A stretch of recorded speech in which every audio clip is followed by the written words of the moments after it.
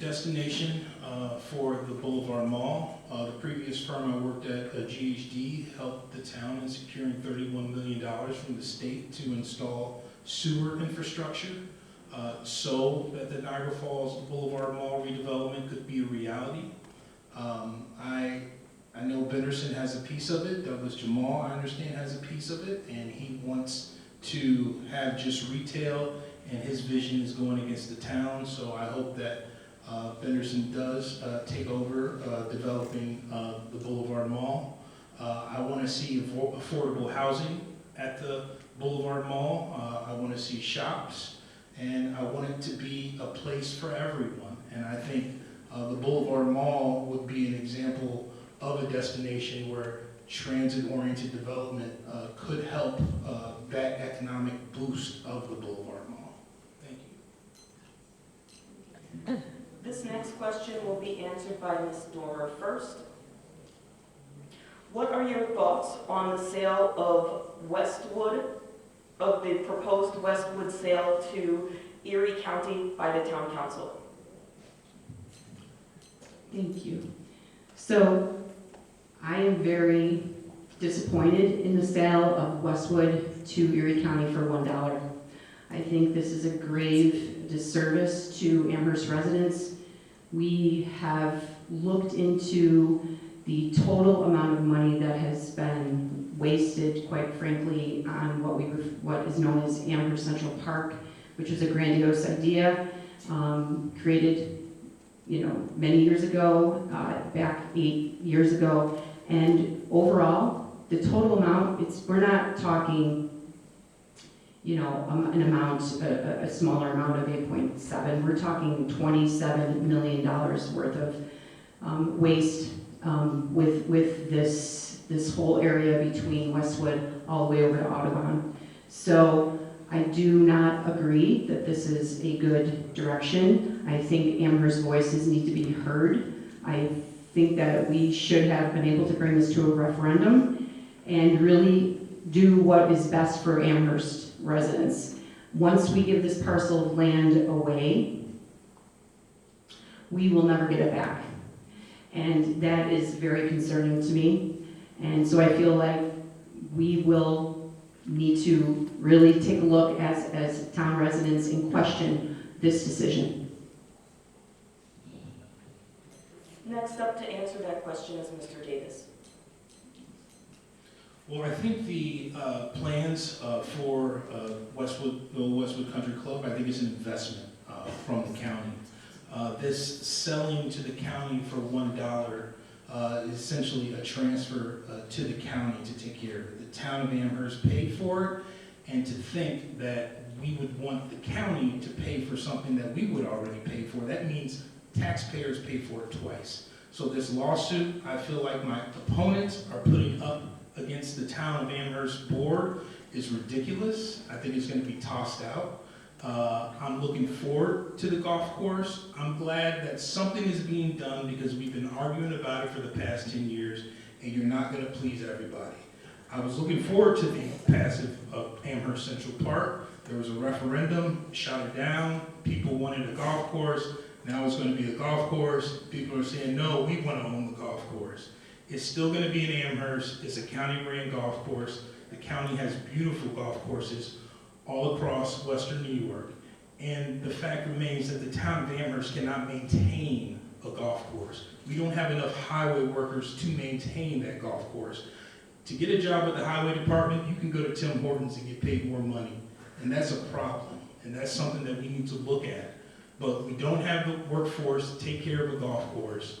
I'm glad it's going to be county ran. Mark Polenkar loves to play golf, and I think it's going to be beautiful.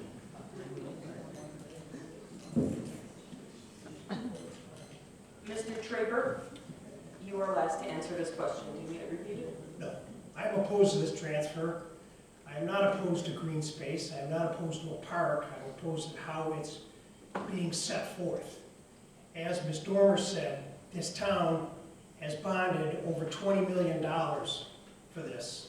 And when they were doing that, through attorney's fees, propositions, land acquisitions, ball field removals, when they were spending all this money, they had one thing in mind. and that was to make Amherst Central Park. When that did not come to fruition, they had to figure out what to do. The only reason that that park languished for at least 6 years was on poor planning of our town board. They had one thing in mind. They did not explore anything else. They spent a lot of money. We are not opposed to green space. As far as making it a golf course, there's options out there. There are people out there that run golf courses that would like to come in here and give us ideas or give us propositions, proposals on how to run that golf course. That can be put back on the tax rolls. The people that are currently in administration say, well, we made this decision and you voted for us to make decisions like this. I disagree. We voted for those people to make sure that we have police protection, make sure that our roads are repaved, make sure that our sewers are working well.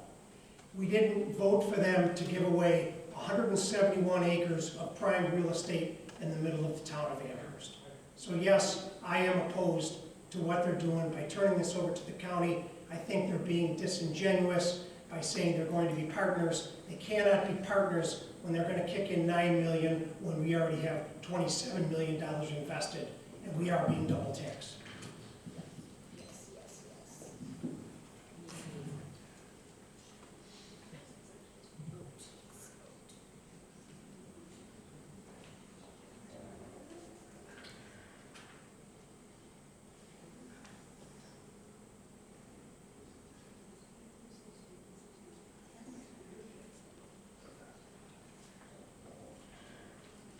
All right. This next question is going to be answered first by Mr. Davis. In ranked choice voting, voters rank candidates for office in the order of their preference when voting. The tally assures that one candidate has a majority of the votes cast to be elected.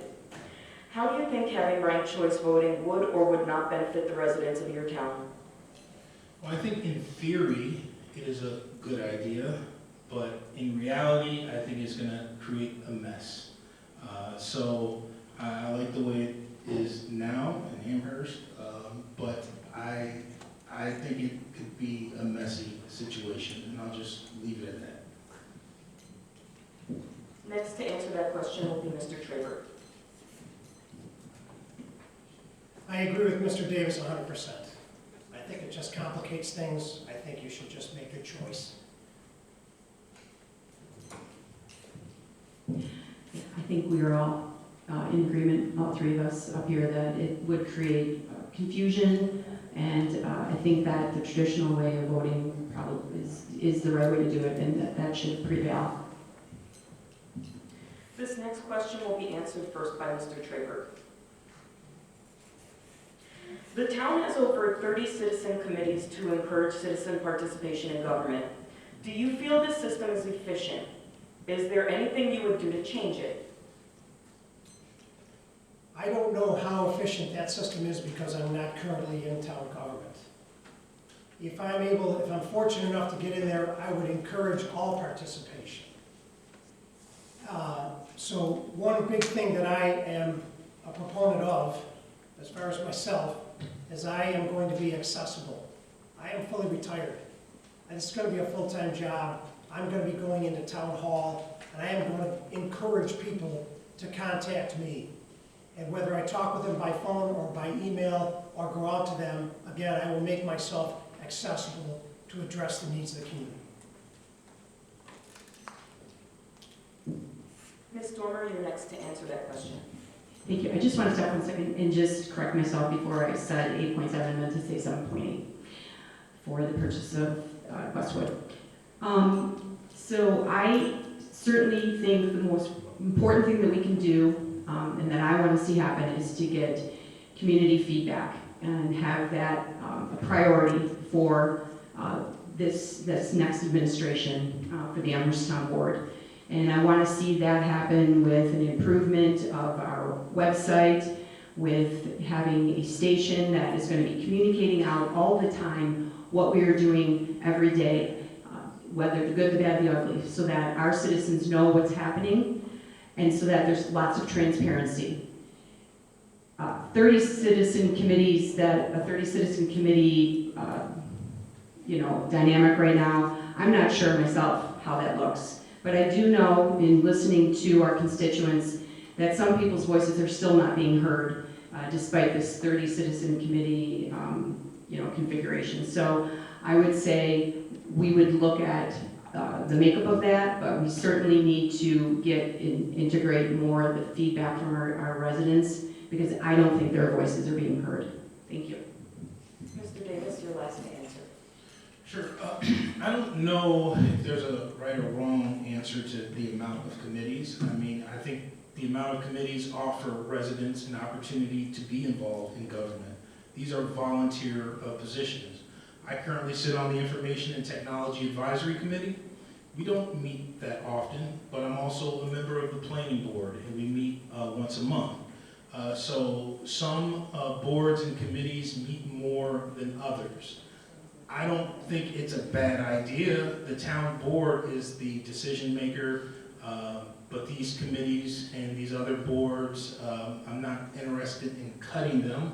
I think it just offers residents an opportunity to be involved, be informed, get their opinions out, and hear what's going on in the town. But the sole responsibility lies with the town board, not with these committees. The town board gets the final say. Even as a planning board, one of the most important boards in the town when it comes to development and issuing regulations and licenses, we are only advisory to the town board. So the government and the decisions remain with the town board, not with the various committees. And a lot of these committees do great things. I met someone who was a part of the Veterans Committee today, and I commend them for the work that they do. They don't necessarily govern the town, but like I said, it's an opportunity for residents to be involved.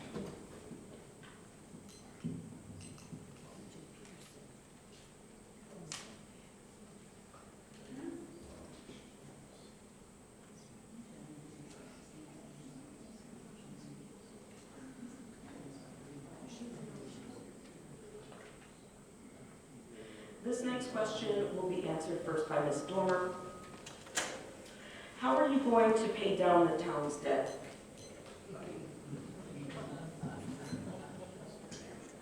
So that is an excellent question, because we have accrued upwards of $75 million additional debt since the current administration, the town supervisor, took office.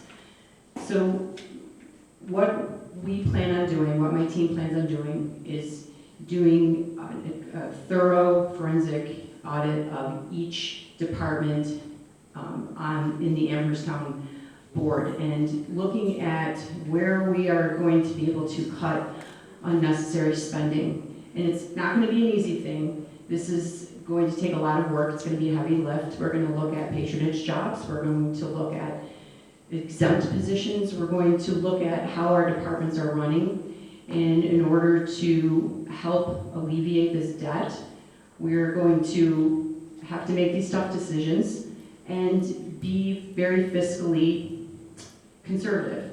We are going to stop, excessive spending. We're going to put a freeze on that, of course, unless there is an emergency. And we believe that it's going to take a while, but I know that I can work across the aisle and collaborate and put together a good way forward to get our town back on good fiscal ground. Next up to answer that question is Mr. Davis. So I do believe that, we need to keep spending in line, and I'm campaigning on that notion that, if elected, I know I have to keep spending in line and be focused on providing excellent town services. I think we've had a lot of big, shiny projects. I think we need to stop with the big, shiny projects and get back into the neighborhoods. So I think that is going to help with the, reducing the debt. And I also think a lot of these projects, like I mentioned before, Costco, hopefully the Boulevard Mall, when those things come to fruition, when those businesses pay taxes, it will reduce the debt. So like I said, spending needs to be in line. We need to stop with the big shiny projects and just focus back in the neighborhoods.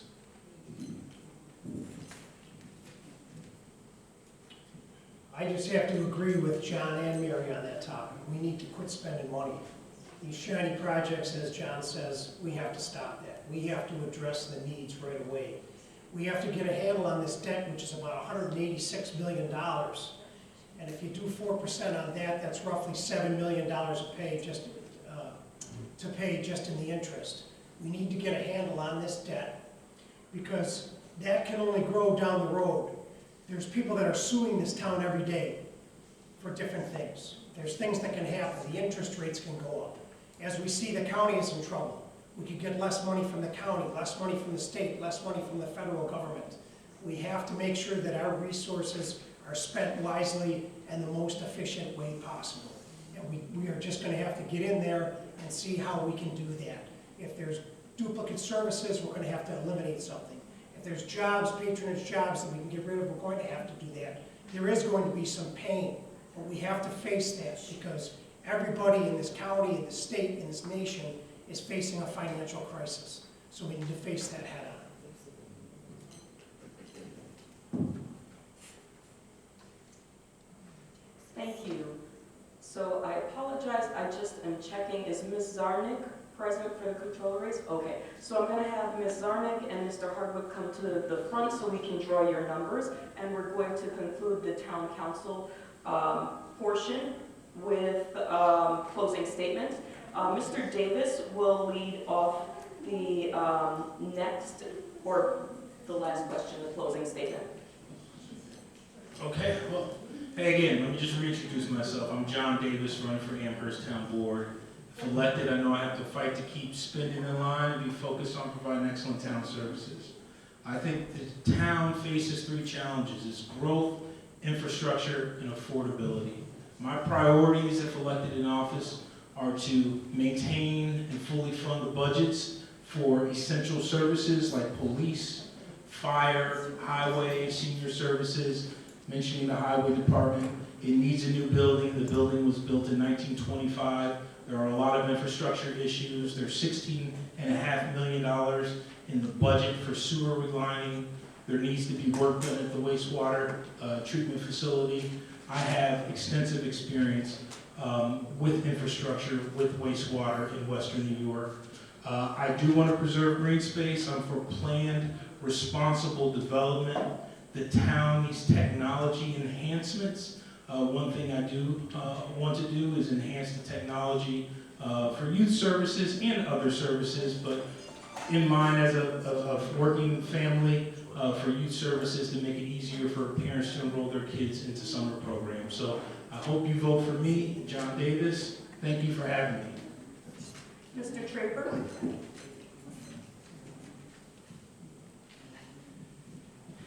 I think the largest issue that's facing this town is finance. Again, we need to get a handle on that. That is absolute priority. If we get a handle on that, we can take care of the infrastructure.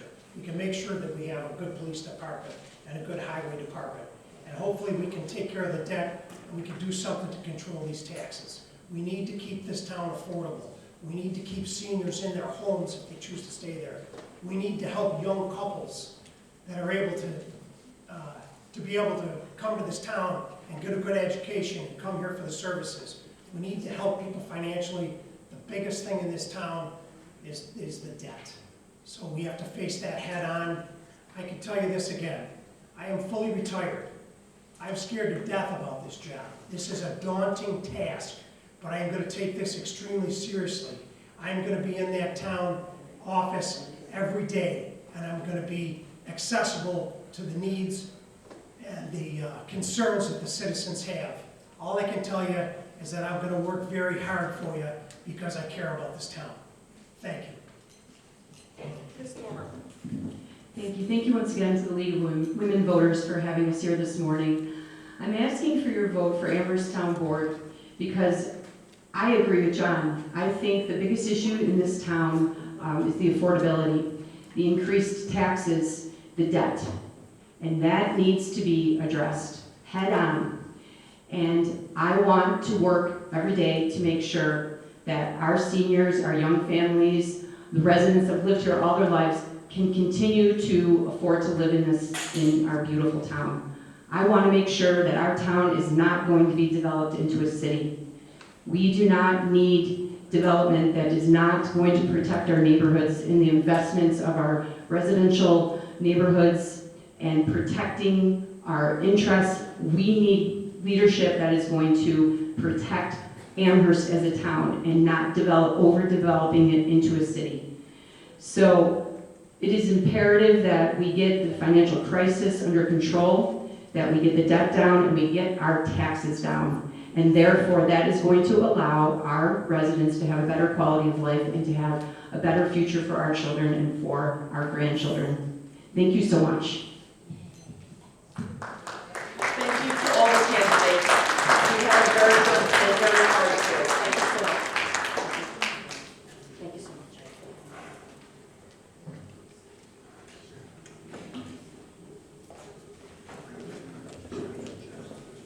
Mr. Hardwick, you'll be in, I believe, seat 1. And Ms. Sarnick, you will be in the second seat. Seat 1, seat 2. And do you have your nameplates?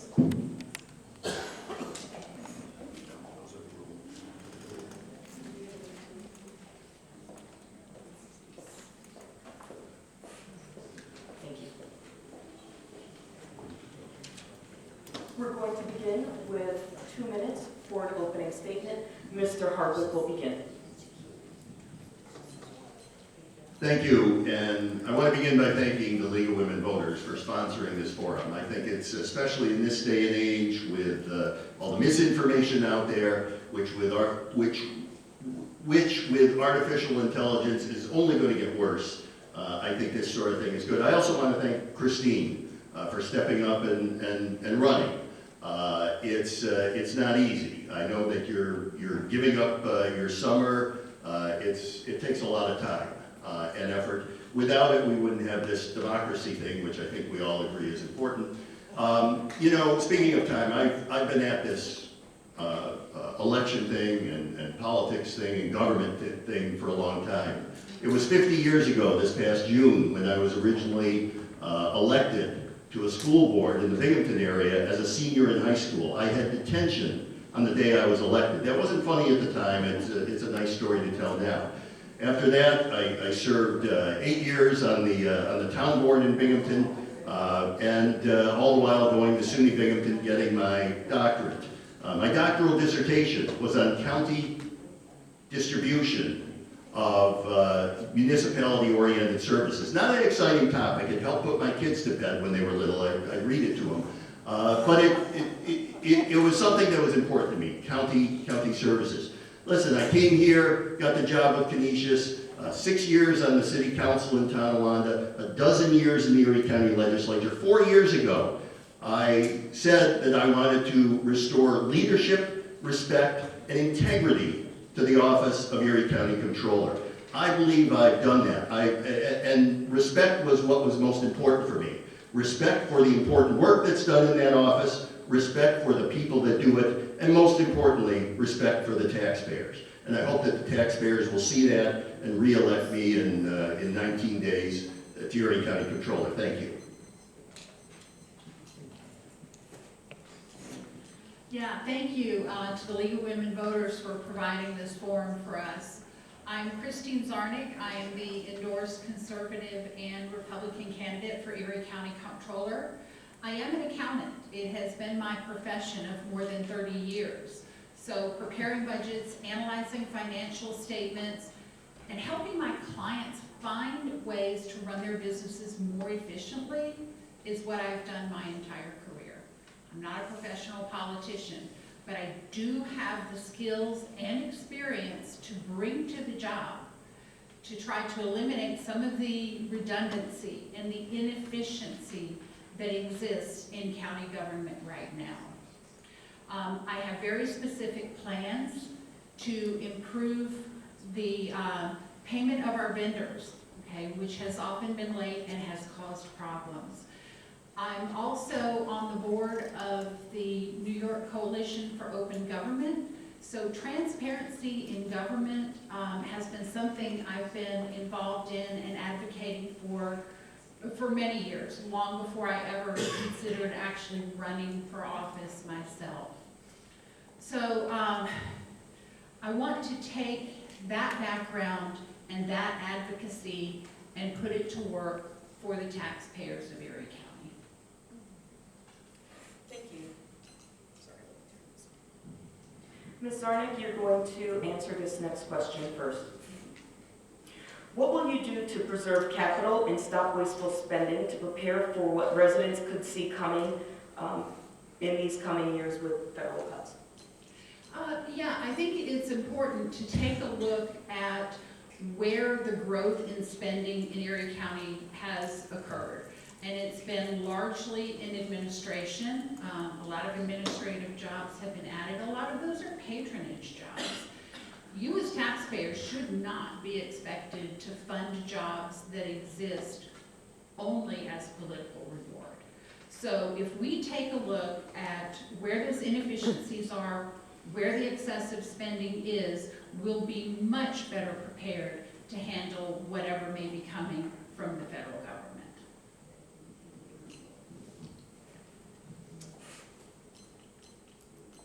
Would you like me to repeat? Yeah, please. What will you do to preserve capital and stop wasteful spending to prepare for what residents could see coming with pending federal cuts? Well, to a large extent, we'll continue to do what we've already done these last 4 years. We have made tens of millions of dollars with our investment of county funds. When I came into office, the controller before me had our money parked, all of it, in account at M&T Bank, getting 2 basis points interest. 2 basis points, that's 0.02%, not 2%, but 0.02% in interest. We said, this is wrong, we're going to make banks compete. We interviewed 10 or 12 banks, and we started moving our money around, and immediately we gained more interest. Now, that was before interest rates rose. After interest rates rose, of course, Federal Reserve was hiking up the rates, you might recall. We made even more, so some of it was that. But even before that happened, we were making a lot more in interest. We've also done audits that have saved the county millions of dollars. Our clerk's audit has gotten the most attention, but it's not the biggest one. The law department, we audited the law department. We saved us $1 million there. We recovered and told them we should be getting reimbursement for some other stuff. There are all sorts of examples like that. I'd invite you to look at our audits on our webpage, erie.gov, go to the controller section, click on audits, and you'll see the good work that we've done, and I hope to continue that work. Mr. Hardwick? Mr. Hardwick, you'll answer this next question first. The public deserves transparency in the operation of the controller. How will you provide this transparency? What will it look like? Yeah, I think it'll look like what we've had for the last 4 years. And we're constantly open to new ideas. I know that Christine has come up with a searchable database. I think that's not a bad idea. I think that it would be expensive to implement. At least it would take some time, some programming time, and I think that those resources can be used elsewhere. Since we already have the controller's checkbook, which a previous controller had put there, we've embraced, and it is a searchable database. If you know how to search a PDF and you want to find John's Towing Service, you just hit Control F, type in John's Towing Service, and pop, there's how much we're paying John's Towing Service.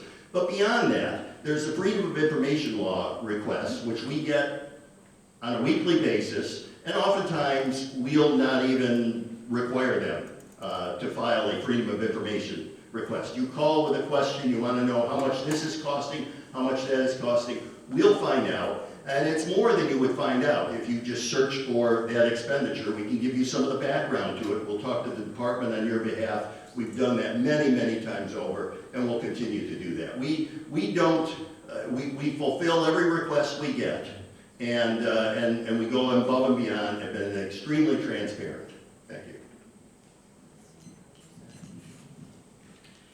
Yeah, as Mr. Hardwick mentioned, I have outlined a plan to create a searchable database for citizens and members of the media. Right now, with the taxpayer's checkbook, you can search it as a PDF, but you can only view it 1 week at a time. So if you want to know over the past 2 years, how much has the county spent with a particular vendor, how much has been spent in a particular department, how much has been spent in a particular project, you would have to FOIL for that information. But why should you have to FOIL for it? This is your money. If you want to know where it's going, you should be able to just go and look